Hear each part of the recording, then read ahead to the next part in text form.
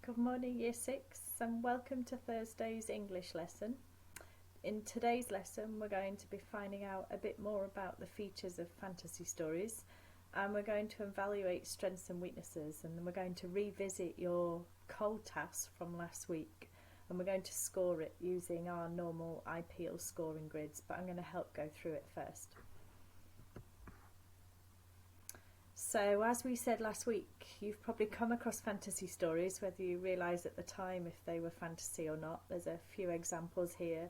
The Chronicles of Narnia, and don't forget that is a set of stories all based on Narnia. You might have read some of those, or The Lion, the Witch and the Wardrobe is part of that Chronicles. You might have read them like this next one called Glimpses, where it's got just short fantasy stories, often with a really different setting to real life.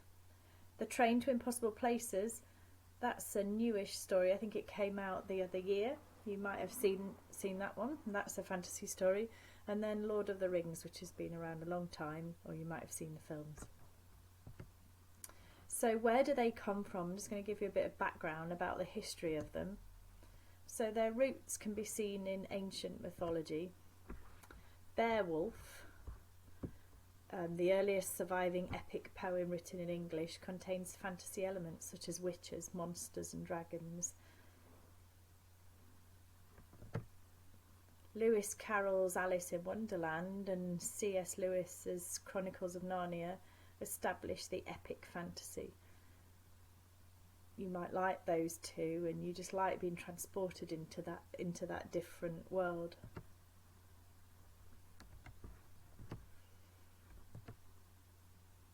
We talked about this a lot last week, didn't we? The PAT, and I'm sure you can tell someone at home or tell your teacher what the PAT stands for now.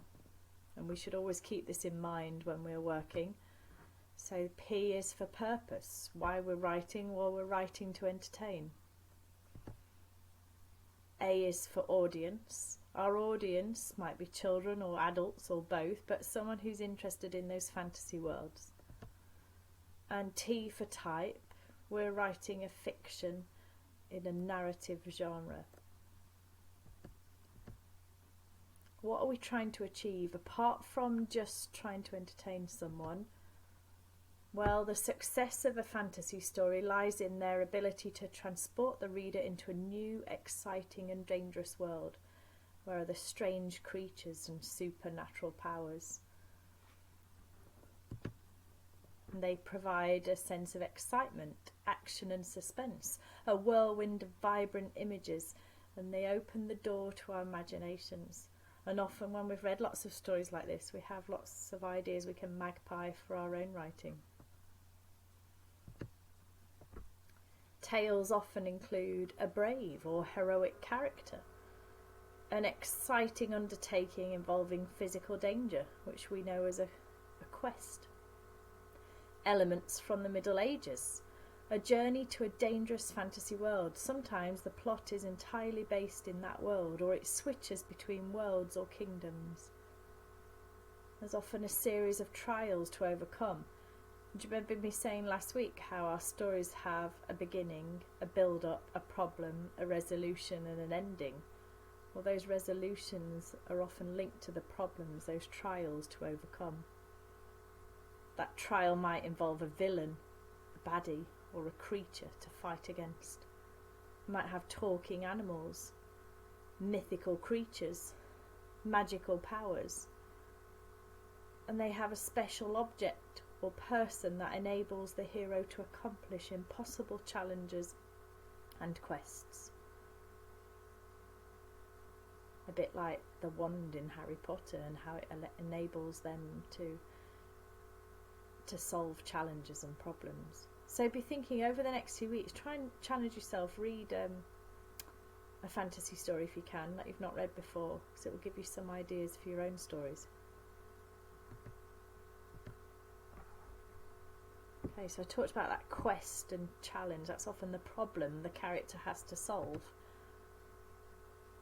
It could be a challenge, surviving encounters with dangerous creatures. If I go back to my Harry Potter example, there's lots of different creatures that live around Hogwarts, and they have to encounter and survive. Could be a journey, like this picture here. That character stood there. They've got to discover the point of entry into the fantasy world or another kingdom. And a quest, it usually has something to do with someone or something in danger. And I want us to think, well, how does the quest thing link to how can we link it to the Leon text? What would you say Leon's quest is? He almost knows he's going to be chosen to go into that magician's box. So would we say that's his quest, to go through there to the place between and to find out things and then to come back again? If we're thinking about our fantasy setting, it's linked to an imaginary or other world or universe. Time travel is possible. Thinking like Doctor Who, where they have the portal to go to different points in time. The setting in a fantasy is where action takes place. The object or person being sought will be found. The quest will be accomplished. And if again we think, how does that link to our Leon model text? We have lots of things within the tent before Leon goes into the box, which we could describe as a fantasy setting. But then once he's in the box, in that sense, it's much bigger than the physical box, and he's falling down. And how we would describe that in our writing. Stories have got to have suspense to keep us gripped, to make us want to read on. And we use hooks, the writer uses hooks to build interest and that tension. And yes, we know how to use short sentences for effect, but our characters might be entering a danger zone. They might have a feeling of being followed or watched, or a fear of discovery in a hiding place. How would you say that might link to our text? Do we class the box as the danger zone that Leon's having to go in? Or once he's in, where there's all the picture of all the doors leading to somewhere else? Do we worry in case Leon goes through one of those doors and he doesn't come back again? And fearful for his friends or his siblings who've gone to watch the magic show and what they're thinking. So last week we spent time looking at these generic features of a fantasy story. And these are here a bit clearer. The main character goes somewhere, and that was Leon going to the magic show. He then does something. Then the main character goes through a portal, like a special doorway, and is transported to another world. And in our Leon story, that's the magic box. Events take place, and we know in our Leon story he meets the boy and gets the rabbit, and the main character returns with a memento, and for Leon he comes back with that rabbit, and it's proof of where he's been. So going back to our planning frame we used at the beginning of the unit, and I gave it you to plan your cold task with, our main character going somewhere, linked to our introduction. The main character does something, linked to my build-up.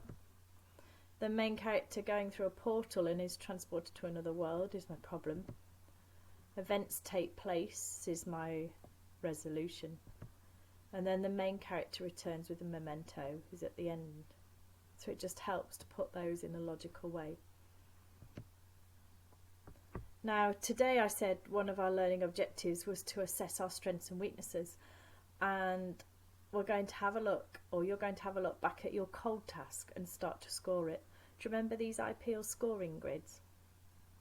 This is saved as a PDF on the website, so you can access it there. You don't have to print it off, you can just keep a score on a piece of paper, that's fine, it's up to you. At the top it says I for introduction, so hopefully everybody's got an introduction, so you're not going to get 0 points on there. Some information about characters included. 1. If you've mentioned the characters and the settings, 2 points. If you've got a detailed introduction which mentions the character's settings and it's got a hook to want to read further, 3 points. Then this next section here, I'm looking for a point made and then with explanation, hopefully detailed explanation, for each of those points. If I just go back to point 1, 2, 3 here. So if you've made your point here, where my mouse is, and you've expanded on a new detail, that'd be 3 points for there. If you've made your point and expanded, that's 3 points for point 2. And here, if you've made your point and expanded, that's 3 points for point 3. So with that section, you've got a total of 9 points if I'm having 3, 6 and 9. Ending. Hopefully you've included an ending, which would give you 1 point. If you've got a detailed ending, that kind of makes the reader feel satisfied and you've explained everything, any questions the reader might have, that'd be 2 points. And then we've got the links and the language, and if I just go back up to here, this was all this bottom half, which is equally as important as putting that detail in the top. So if you have used 2 coordinating conjunctions, what we call fanboys, for, and, nor, but, or, yet, so, you get 1 point. And if you've used 2 subordinating conjunctions, we call those hands and feet, however, although, nevertheless, despite, since, furthermore, even though, eventually, though, you get a point. Have you included fronted adverbials? 1 mark for each one, up to 2 marks. Do you remember we talked about those the other day? They link to when, during the morning, or how, with a big smile, or where, under the trees. And then for the punctuation bit, a maximum of 2 points here. Hopefully you've got your basic sentence punctuation, that's your capital letters and full stops. So 1 mark if you've done that correctly, and you've used other punctuation, like question marks, exclamation marks, inverted commas where you've shown direct speech. And then 2 marks, you've done that, but you've also had to go at other types of punctuation, like semicolons, dashes and colons. And then finally, if you've included a complex sentence, another mark. Then the language bit, I'm offering you 1 point if you've used at least 4 of the year 4 spellings, and 2 marks if you've included 4 of the year 5-6 spellings, and then 1 mark if you've included a simile, comparing something with like or as. So you get a total of 25 points. To help you with that, and you might want to pause the video, move myself here, have a look for the ones you've included. Remember that you should have put these on your planning frame last week, and I asked you to underline them so they jumped out at you. They have to be spelt correctly as well, and they're the 5-6 ones. So today's task, have a go at scoring your cold task fantasy story using that grid. And remember, I said it's on the internet, on the school website as a PDF. You don't have to print it out, you can just write your score on paper. Can you then choose 2 areas which are now going to be your target for the rest of this unit? So you might find you haven't included fronted adverbials and you haven't varied your use of punctuation. So then when we write our next pieces of work, that's what you're going to have in mind to get better at. And finally, let me go back to here, it would be useful to make sure you've